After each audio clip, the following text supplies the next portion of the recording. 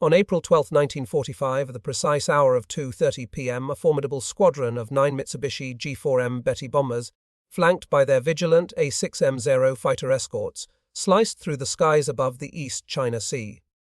Within the lead bomber, Lieutenant Saburo Dohi secured his oxygen mask, reclining upon a makeshift cot. As he drew a deep, steadying breath, his entire focus converged on a single, pivotal objective: the revolutionary secret weapon, nestled deep within the Betty's core. A weapon the Japanese believed held the power to irrevocably alter the very course of the war. Radio operator Lieutenant Zenji Sugano's firm tap on Saburo's shoulder broke the tense silence, his expression a mask of solemnity. "We have arrived." Far below, American ships materialized, a pair of destroyers accompanied by smaller vessels. The assault was imminent. Suddenly, the sky erupted as flak tore through the air, targeting the Betty, and the crews scrambled to their battle stations with practiced urgency.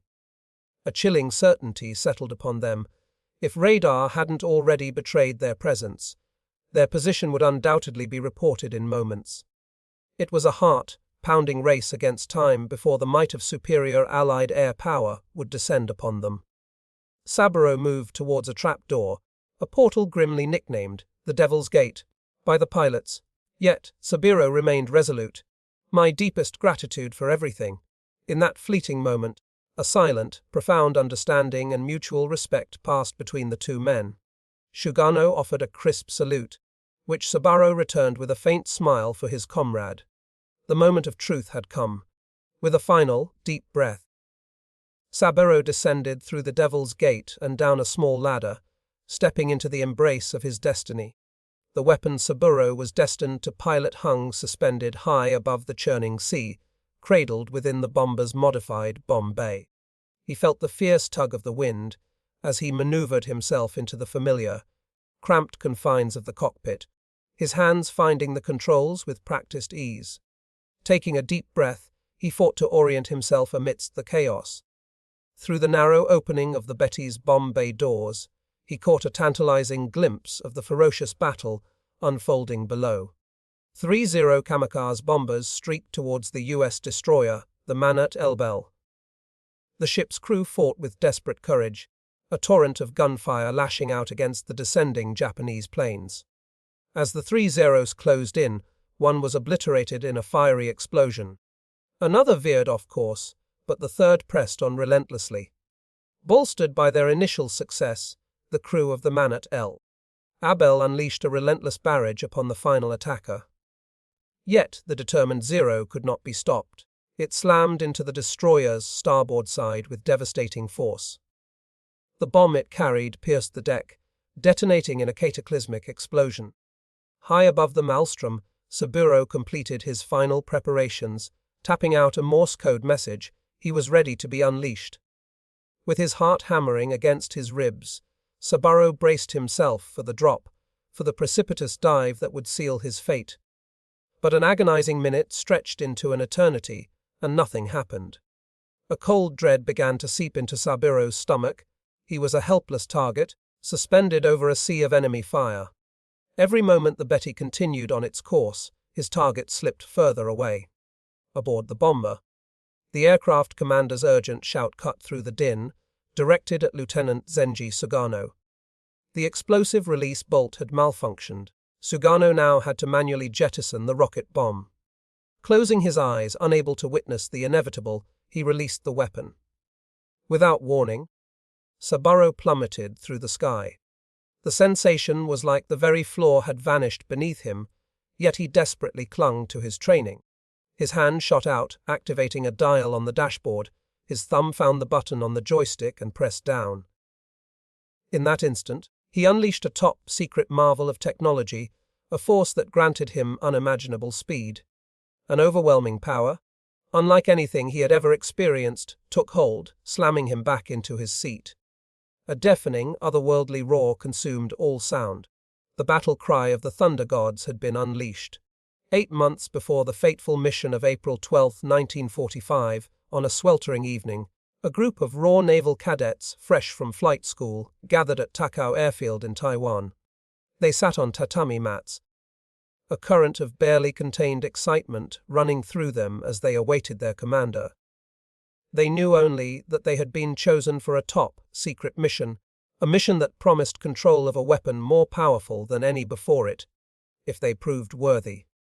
Among them were cadets Saburo Dohi and Hideo Suzuki, inseparable friends and classmates. The entrance of Group Commander Captain Yunsaku Takahashi silenced the room. His face was a grim mask. If you are married, the sole surviving male heir of your family, or have only one living parent, raise your hand. Hands rose hesitantly, met by Takahashi's grave stare. Those of you with your hands raised, you are to leave this room now. A stunned silence descended, quickly replaced by expressions of confusion and bitter disappointment. The dismissed men filed out, leaving behind a haunting landscape of empty seats. Takahashi began his briefing, his words shattering any remaining illusions. He revealed that, contrary to Japanese propaganda, the war was turning against them, but this new weapon held the promise of salvation. It could, he claimed, obliterate an American aircraft carrier in a single decisive blow. A wave of disbelief washed over the remaining cadets. This was a true game changer, but Takahashi was not yet done. There was a terrible catch. To operate this weapon is to embark on a one-way mission. You will not return. Saburo Dohi and Hideo Suzuki exchanged a look of unwavering resolve. They were prepared to make the ultimate sacrifice for Japan. Takahashi, sensing their determination, stressed the mission's urgency, but also offered them an honorable way out, giving them 3 days to reconsider. Despite the harrowing nature of the mission, a dedicated team of cadets stepped forward. They were now the 721st Naval Air Group, soon to be known by a name that would echo in history: the Thunder Gods. Hideo and Saburo, alongside their fellow cadets, soon began their rigorous training, and the veil of secrecy was finally lifted. They were introduced to the Ohka, the cherry blossom, a name that poignantly symbolized the pilots themselves. Falling cherry blossom flowers, destined for a glorious death. The Ohka was a terrifying marvel, built around a massive 600-pound warhead. Their training involved unpowered glider versions of the weapon. Despite the grim reality of his future, Hideo Suzuki was filled with a fervent spirit. His friend Saburo wished him well on the airfield as Hideo eagerly boarded the Betty bomber with his comrades. High above the clouds, Hideo settled into the Ohka K-1 training glider for his inaugural flight. A surge of adrenaline coursed through him, but he forced himself to remain calm. He announced into the mouthpiece, "Maintenance preparation complete. All systems are go." He then tapped out an abbreviated Morse code message. The Betty's pilot was under strict orders not to release the K-1 until he had confirmed Hideo's message and received a reply. In the claustrophobic cockpit, Hideo waited, the silence stretching into an eternity. With no response from the bomber, and no idea what to do, a frantic Hideo began to repeat his Morse code message. But before he could finish, a deafening explosion ripped through the air. The explosive charge had detonated prematurely, tearing the Ohka from the bomber and sending it into a wild, spiraling dive. The aircraft plunged, the brutal G-forces threatening to overwhelm him. He wrestled with the joystick, the weight on his body growing heavier and heavier, his vision blurring as his eyes began to close. With a sudden jolt, he managed to wrench the glider back into a stable flight, the crushing pressure slowly receding. A surge of confidence washed over him. He spotted the airfield, circled it twice, and lined up for his final approach. "We are grateful for your support. Please consider subscribing to our channel. Thank you." Now, just 3 feet above the ground, Hideo was moments from success.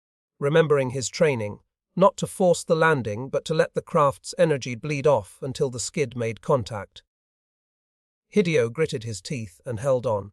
The glider finally touched down, skidding along the sandy field. It was a rough landing, the small craft tilting onto its wingtip before coming to a screeching halt. A triumphant grin spread across Hideo's face. He knew then that he was ready for the real thing. After months of grueling and nerve-shredding training, the Thunder Gods gathered to welcome the new year on December 31, 1944. Granted a brief respite, The pilots used this precious time for introspection, reflecting on their spiritual beliefs and the lives they were about to leave behind. Saburo and Hideo were among them. They shared sake and special rations, waiting for the stroke of midnight. Then, the deep, ominous tones of the large bronze bell from the Buddhist temple began to ring out 108 times, each toll a somber reminder of the suffering born from earthly desires. A profound silence fell over the pilots as they listened. As dawn approached, they made their way to a humble hill known as Tornado Mountain. The usual festive air was absent, muted by the long, wearying years of war. Exhausted pilgrims trudged up the mountain alongside them. A frigid ocean breeze met the first brilliant rays of the sun as it burst over the horizon. The men stood in silent awe, watching the new day dawn from the summit of Tornado Mountain. Adechi, one of the thunder gods present that day, later recounted, "We drank a cup of sake and shouted, 'Banzai! Banzai! Banzai!' In that moment, we all knew this would be our last first sunrise." In April 1945, an air of impatience and tension hung over Saburo, Dohi and Hideo Suzuki. They had now watched 2 previous Thunder Gods missions depart without them, missions from which no one returned, annihilated by Allied forces. Yet, their eagerness to join the fight had not waned. Finally, the day arrived when Saburo was assigned to the 3rd Thunder Gods operation. Hideo, once again, was left in reserve. At the airbase, the 2 friends shared their final farewells. Hideo, though devastated at being unable to join his friend in combat, congratulated Saburo on the immense honor of dying for their nation. Then, for the last time, he said goodbye. A cascade of rubble and twisted metal erupted across the water as the USS Mannert L. Abele shuddered to a halt. But its ordeal was far from over. A lookout suddenly spotted a small aircraft, a mile and a half out, skimming the waves at an impossible speed.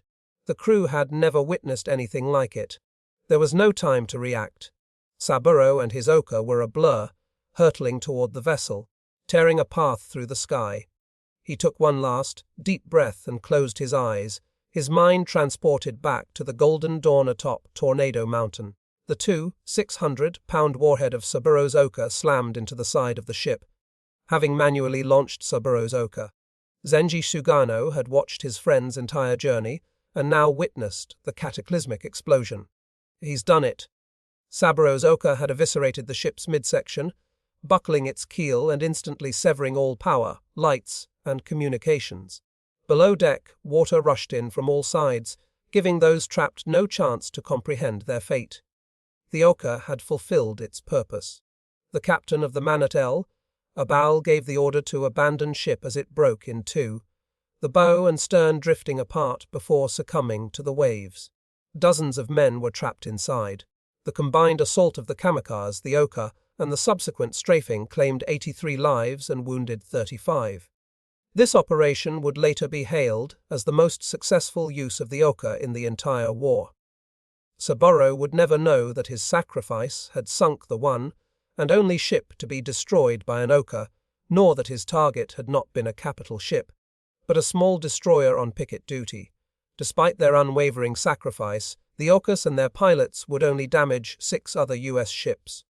Of the 74 deployed, most were shot down while still attached to their slow, vulnerable Betty bombers. The Ohka pilots earned the derisive nickname, Bakas, fools from the Americans. Yet, the profound dignity of the Thunder Gods' sacrifice was not lost on the survivors of those missions, like Hideo Suzuki. He would forever mourn the loss of his friend, and the chance to have died alongside him for their nation. "I felt I had missed my chance to die for the nation," he would later say. Of the 17 cadets assigned to the Thunder Gods with Hideo Suzuki, only 2 others would survive the war. On March 21, 1948, the surviving pilots honored their solemn promise, gathering once more at Tornado Mountain, the same place they had stood on that New Year's Day in 1945. They shared cups of hot green tea and bittersweet memories of the friends who had given everything for Japan.